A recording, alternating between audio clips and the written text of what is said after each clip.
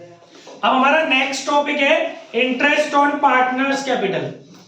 Okay, कुछ basic बातें हैं जो कॉन्सेप्चुअल है वो हम सुन लेते हैं इसके बारे में। सबसे पहले, interest on capital is allowed on the opening balance of partners capital.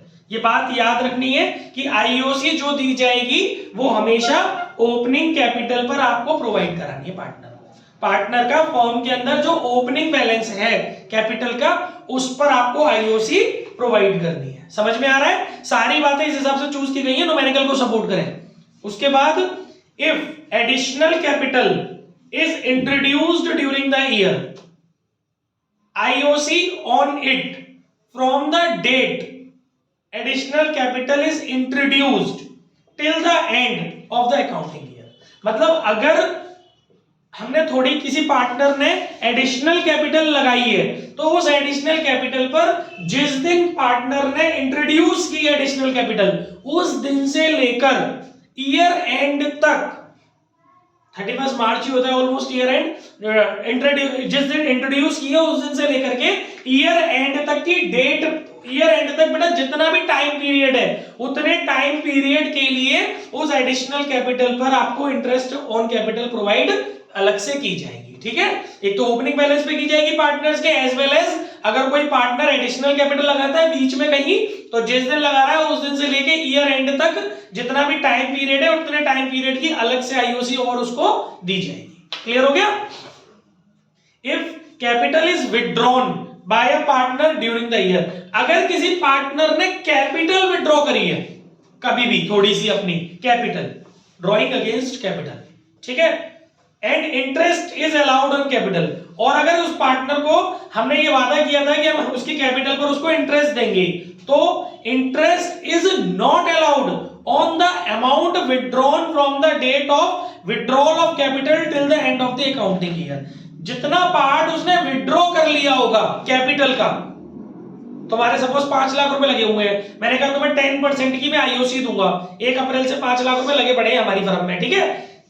1 जुलाई को आपने 1 लाख रुपए विड्रॉ कर लिए, तो 1 जुलाई से लेकर आने वाले 31 मार्च तक जितने भी महीने होंगे उतने महीनों पर 1 लाख रुपए पर आईओसी प्रोवाइड नहीं होगी। क्लियर हो गया? अगर विड्रॉ करेंगे आप तो जिस दिन आपने विड्रॉ किया है वहां से लेकर के अकाउंटिंग ईयर फिनिश होने तक उतने अमाउंट पर आईओसी आपको नहीं मिलेगी, उतनी कैपिटल अमाउंट पर आईओसी नहीं मिलेगी जितना कैपिटल अमाउंट आपने विड्रॉ कर लिया। ये 3 रूल मैंने आपको सबसे पहले आईओसी के रिगार्डिंग बता दिए। इससे पहले भी मैंने एक रूल बताया था, उस दिन पार्टनरशिप डीड की थ्योरी पढ़ा रहा था, तब भी मैंने आपको आईओसी का बताया था कि अगर आईओसी पार्टनरशिप डीड में है और अगर आपकी फर्म में प्रॉफिट है तभी आप देंगे, अदरवाइज नहीं देंगे।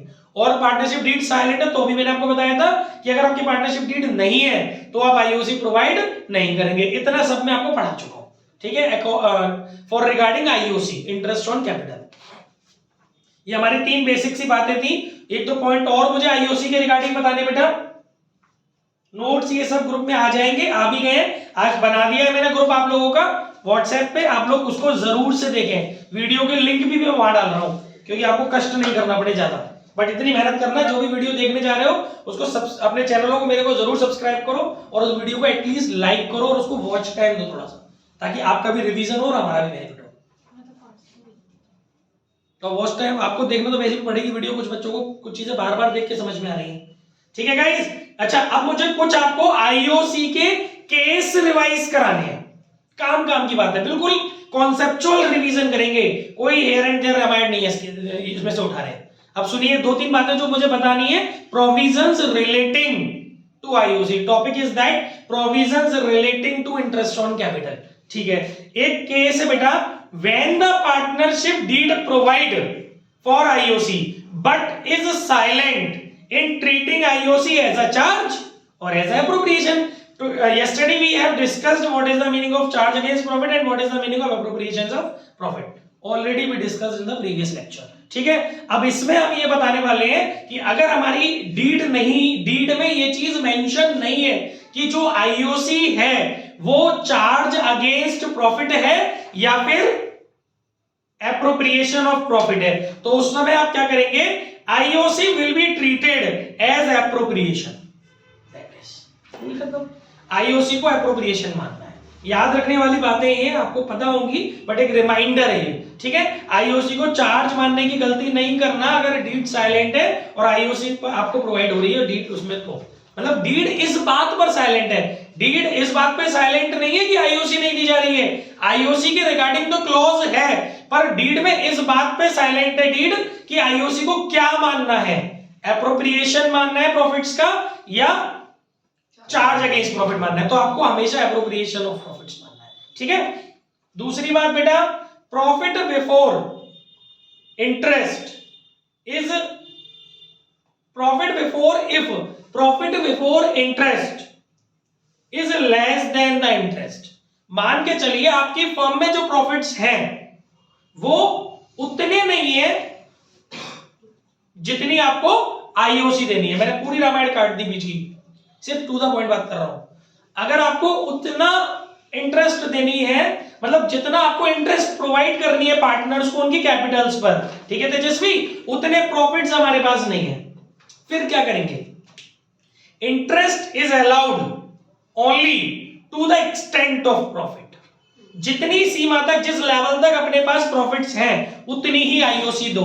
सपोज तीनों पार्टनर्स को मिला करके 2 लाख रुपए की आईओसी देनी है, एक पार्टनर को 1 लाख रुपए की, एक पार्टनर को 50,000 रुपए की, दूसरे तीसरे पार्टनर को भी सपोज एक बात बता रहा हूं 50,000 रुपए की, ठीक है मैडम, तो टोटल आईओसी कितनी देनी है आपको 2 लाख, बट आपके पास प्रॉफिट केवल 1.5 लाख के हैं या प्रॉफिट केवल 1,20,000 के हैं, तो पहली चीज तो आप 2 लाख रुपए की आईओसी नहीं दे सकती हो, मैक्स टू मैक्स कितनी आईओसी दे पाओगे आप 1,20,000। अच्छा अभी 1,20,000 में किसको कितनी, पहले वाले पार्टनर को कितनी, ऐसा थोड़ी ना है कि चल तेरे 50,000 कम है तो तेरे को पूरी आईओसी दे दे, नहीं ऐसा नहीं होगा, उसके लिए सुनो, प्रॉफिट विल बी डिस्ट्रीब्यूटेड, क्योंकि वो जो प्रॉफिट है वही एज आईओसी डिस्ट्रीब्यूट किया जाएगा उनमें, profit will be distributed in the ratio of IOC of each partner, बहुत इंपॉर्टेंट पॉइंट। अगर हमारे पास प्रॉफिट सफिशिएंट नहीं है तो उस अवेलेबल प्रॉफिट को जो पार्टनर्स के बीच में एज आईओसी डिस्ट्रीब्यूट करना है, उसको आप पहले तीनों पार्टनर्स की ओरिजिनल आईओसी जो देनी चाहिए वो निकालिए रफ में, कितनी उनकी कायदे से बनती है आईओसी, उसका रेशियो बनाइए, उस आईओसी के रेशियो में जो आपके पास प्रॉफिट है उसको डिस्ट्रीब्यूट कर दीजिए, ताकि कोई भी पार्टनर नाराज नहीं हो, सबको उनके रेशियो में आईओसी मिल जाए, उनके आईओसी के रेशियो में प्रॉफिट एज आईओसी मिल जाए, ठीक है, बात समझ में आ गई। 1,20,000 को आप किस रेशियो में बांट लोगी, 1,50,000 50,000 तो 2:1:1 इस तरीके से एक एग्जांपल दिया, 2:1:1 में आप इसको डिस्ट्रीब्यूट कर लेंगे 1,20,000 को और सब पार्टनर्स को आईओसी दे देंगे। क्लियर हो गया, ये अकाउंटिंग ट्रीटमेंट आप आईओसी का सीख रहे हैं सारे प्रोविजंस।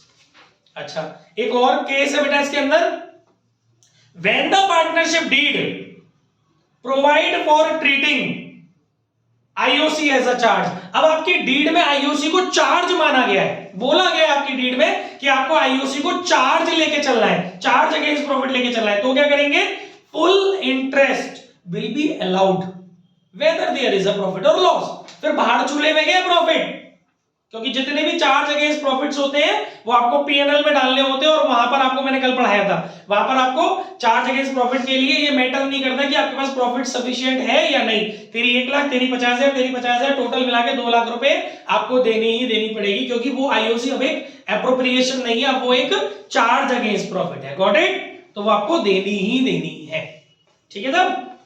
तो ये बेटा कुछ आपके प्रोविजंस थे जो कैलकुलेशन करते समय टाइम, ये आपने जो पढ़ाया ना भी, ये क्यों मैंने पढ़ाए हैं, जब आप आईओसी की अमाउंट को कैलकुलेट कर रहे होंगे वहां इन बातों को ध्यान रखना है। अब इसकी एंट्रीज क्या करनी है, इसका अकाउंटिंग ट्रीटमेंट क्या करना है वो सुनो। देखिए सीधी सी बात है, जब आप आईओसी का अकाउंटिंग ट्रीटमेंट करोगे तो बेटा जब आप फर्म के पॉइंट ऑफ व्यू से समझो, जब आप आईओसी प्रोवाइड करोगे तो entry will be IOC account debit, partner की कैपिटल अकाउंट इंक्रीज होगी, लिसन, नहीं लिखो वो तो सब फोटो आ जाएगी ग्रुप में, IOC account debit to partners capital, और कल मैंने बताया था कि कब कैपिटल और कब करेंट, हम पहले ही सब डिस्कस कर चुके हैं। अगर आपकी फिक्स्ड नेचर कैपिटल है तो आपको करंट अकाउंट अप्लाई करना है, और अगर आपकी फ्लक्चुएटिंग नेचर कैपिटल है तो आपको कैपिटल अकाउंट अप्लाई करना है, ठीक है गाइस। तो एक बेसिक रूल और आपको मिल गया एंट्री का कि IOC account debit to partners capital और करंट अकाउंट, ये एंट्री किस चीज के रिगार्डिंग है गाइस, प्रोविजन ऑफ आईओसी, ठीक है। अब क्लोजर ऑफ आईओसी, और गाइस यहां पर दो कंडीशन होंगी क्लोजर में, क्योंकि आईओसी में be treated as charge, IOC में बी ट्रीटेड एज एप्रोप्रिएशन। तो अगर दोनों ही कंडीशंस में क्लोजर की एंट्री चेंज हो जाएगी, क्योंकि आपको मैंने कल बताया था कि जो क्लोज दिव्या जो क्लोजर्स जो चार्ज अगेंस्ट प्रॉफिट के क्लोजर होते हैं वो कौन से अकाउंट से होते हैं? ईशा कौन से अकाउंट से होते हैं? बोलो बोलो।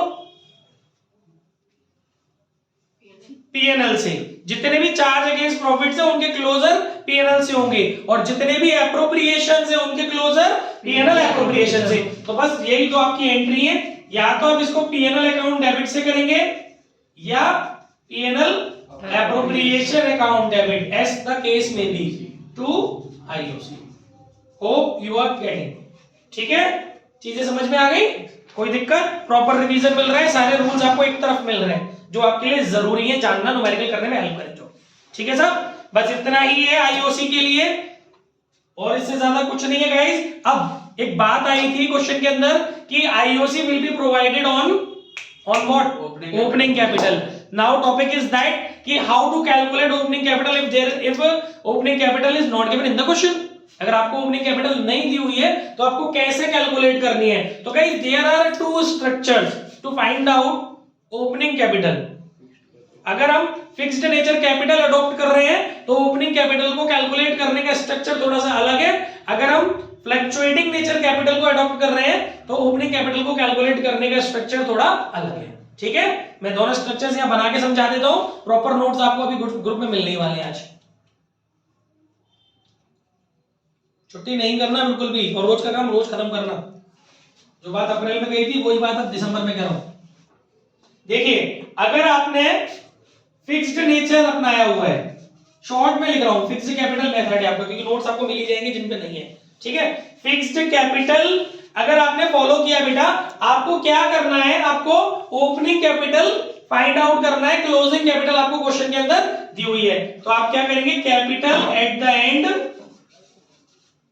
जो आपको दी होगी ना, उसमें आप क्या करेंगे? ड्रॉइंग अगेंस्ट कैपिटल, ये आप इसमें प्लस कर देंगे। ठीक है, और क्या प्लस करेंगे बेटा इसके अंदर? क्या प्लस करेंगे बेटा? एक और चीज इसके अंदर कुछ और प्लस होगा? लॉस है बेटा? लॉस इसमें कहां होगा? नहीं, कुछ नहीं होगा सर। फिक्स्ड कैपिटल, कल मैंने एक बात बताई थी, कल ही बोला है मैंने वाली बात कि फिक्स्ड कैपिटल के केस में केवल दो ही चीजें हैं जो उसको इफेक्ट करेंगी, एक एडिशन कैपिटल का और एक विथड्रॉ। इसीलिए मैंने आपको पूछा, मेरे क्वेश्चन गलत क्यों आंसर करते हो? मैंने capital at the and, drawing against capital add होएगा और एडिशन ऑफ कैपिटल माइनस होगा। बस केवल इतना ही काम होगा और आपको मिल जाएगी ओपनिंग कैपिटल। क्लियर हो गया?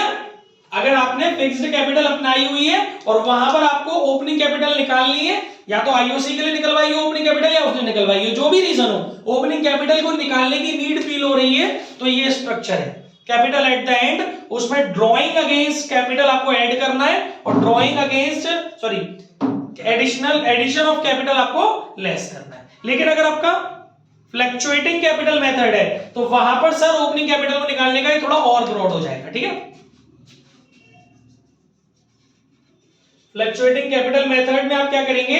कैपिटल एट द एंड आपको जो दिया हुआ है वो यहां लिखेंगे, उसमें drawing against capital plus drawing against profit. अभी आगे के लेक्चर में बताऊंगा कि क्या होती है ड्रॉइंग अगेंस्ट कैपिटल और ड्रॉइंग अगेंस्ट प्रॉफिट्स। तो ड्रॉइंग अगेंस्ट कैपिटल और ड्रॉइंग अगेंस्ट प्रॉफिट दोनों चीजें आप इसमें प्लस करेंगे, एडिशन ऑफ कैपिटल आप इसमें से माइनस करेंगे, और share of profit minus IOC. एक मिनट रुको वेट प्लीज। इसमें से आप क्या करेंगे? शेयर ऑफ प्रॉफिट माइनस करेंगे जो पार्टनर्स के प्रॉफिट्स हैं, और प्लस करेंगे शेयर ऑफ लॉस। ठीक है, और क्या करेंगे? इसमें से आईओसी माइनस करेंगे, और क्या करेंगे? आईओडी प्लस करेंगे। ठीक है साहब, इतना ही सामान बस इसमें डालना है। और एक चीज और, पार्टनर की सैलरी कमीशन वो भी आप इसमें से क्या करेंगे? माइनस करेंगे। Partners salary commission. ठीक है बस, और तो कुछ नहीं है। इतना सामान आप प्लस माइनस कर लेंगे तो आपको क्या मिल जाएगा बच्चों, ओपनिंग कैपिटल। अब बोलो कोई दिक्कत तो नहीं समझ में आ रहा हो तो बताओ। क्लियर हो गया? ये सब चीजें क्यों करनी पड़ रही है? क्योंकि ये सब चीजें करंट अकाउंट में शिफ्ट हो गई होती है ना, तो हर चीज उल्टी हो जा रही है। जो पहले ओपनिंग से क्लोजिंग बनाते समय जो काम हम कर रहे थे, अब वो क्लोजिंग से ओपनिंग बनाते समय वो काम हमने उल्टे कर दिए, रिवर्स कर दिए। क्लियर है? ये एक फिक्स्ड का स्ट्रक्चर है और ये आपका फ्लक्चुएटिंग का है। इसकी फोटो खींच लो और हाथ के ग्रुप में डालो। इस फोन से मत खींचो, किसी और फोन से खींचो, तुरंत की तुरंत ग्रुप में डालो। मतलब इसको फोटो खींच के ग्रुप में मत डालो, फोटो खींच के मुझे पर्सनल व्हाट्सएप करो, क्योंकि मैं इसे उस वाले ग्रुप में डालूंगा, क्रैश कोर्स वाले।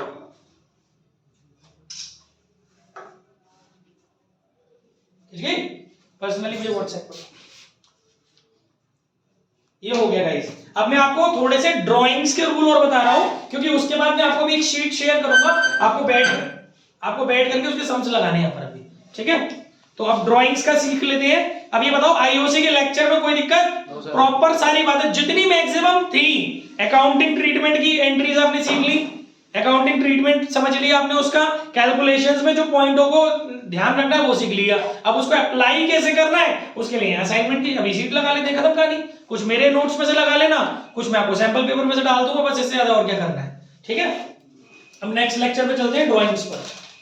5-7 दिन में ये चैप्टर खत्म करके फिर भागेंगे जल्दी जल्दी। हर चैप्टर के लिए 3-4 दिन डिसाइड किए मैंने, लास्ट टू लास्ट 5 दिन।